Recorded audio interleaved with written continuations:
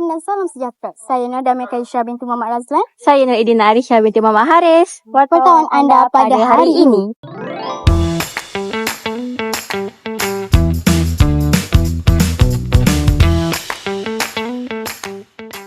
Mesti semua tertanya-tanyakan apa fungsi aquaponik ni. Baiklah, melalui aquaponik, ikan dapat menghasilkan sisa-sisa seperti najis. Lalu, bakteria yang baik akan menukarkan sisa-sisa tersebut kepada nutrien. Seterusnya, tanaman akan menyerap nutrien tersebut dan dijadikan sebagai baja. Air yang telah dibersihkan akan dikembalikan ke tangki ikan. Di sini, kita dapat lihat bahawa air akan sentiasa di kita semula dan ini dapat menjimatkan air serta mesra alam. Aquaponik adalah integrasi antara aquakultur dan hidroponik. Aquakultur bermaksud ternakan ikan, manakala hidroponik bermaksud tanaman sayuran. Jadi, kedua-dua ini menggunakan air sebagai medium. Jadi, 3 komponen, ikan, air, dan tanaman. Jadi, ini adalah proses kitaran sistem aquaponik. Ikan akan menghasilkan najis ikan, dan mikroorganisma dan cacing akan mengurai najis ikan untuk menjadi baja organik yang akan diserap oleh tumbuhan.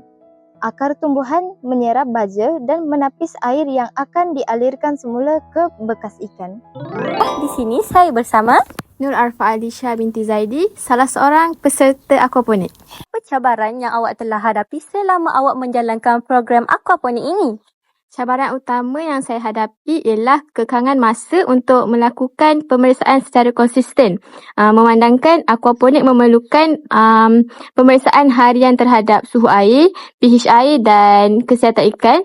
Saya sedikit sukar untuk membahagikan masa antara jadual kelas yang padat dengan waktu penyelenggaraan sistem. Saya bersama guru pengiring program aquaponik. Baiklah cikgu, sila memperkenalkan diri. Saya Puan Nurhizan Kirami. Saya mengajar subjek reka bentuk dan teknologi di SMK Datuk Muhammad Taha. Apakah tujuan aquaponik ini dijalankan? Jadi sebenarnya program aquaponik ni dimuluskan satu pertandingan inovasi tingkat kebangsaan yang melibatkan 3 buah negeri iaitu Kuala Lumpur, Selangor dan Negeri Sembilan. Minat untuk menyertai pertandingan ini disebabkan oleh dana yang diberikan daripada pihak Aquaria iaitu sebanyak 1,000. Jadi secara tak langsung pula kita akan mendapat model set aquaponik untuk pembinaan pelajar. Apakah kepentingan aquaponik ini kepada murid? Sebagaimana kita tahu dia merupakan terkandung dalam silibus iaitu RBT tingkatan 2 sebab berkaitan dengan aquaponik. Jadi secara tak langsung projek ni memberi banyak manfaat kepada pelajar-pelajar RBT. Jadi macam cikgu, biasanya pelajar ni dia akan, bila belajar secara teori, pelajar akan mudah rasa bosan. Jadi dengan menyertai pertandingan ni jadi pelajar ni memang 100% lah perlibatan secara amali praktikal tu diterapkan. Pelikukan untuk pertandingan ni hanya melibatkan 6 orang peserta saja. Tapi cikgu lipatkan ke semua pelajar-pelajar RBT di bawah kelas sediaan cikgu untuk turut sama membantu memantau tanaman dan ikan itu ternakan ikan yang dibuat adalah ikan tilapia merah. Jadi pelajar-pelajar memang merasa seronok lah. Jadi memang mereka memang merasa teruja.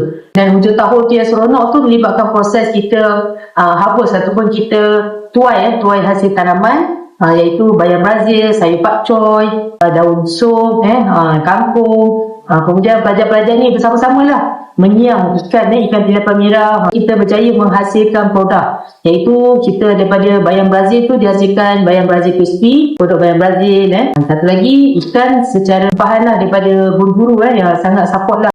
Baiklah, soalan yang terakhir, adakah program ini akan diteruskan pada masa hadapan? Sekolah kita dah ada lah set aquaponik, jadi dia merupakan satu aset lah kepada peneliti RBT.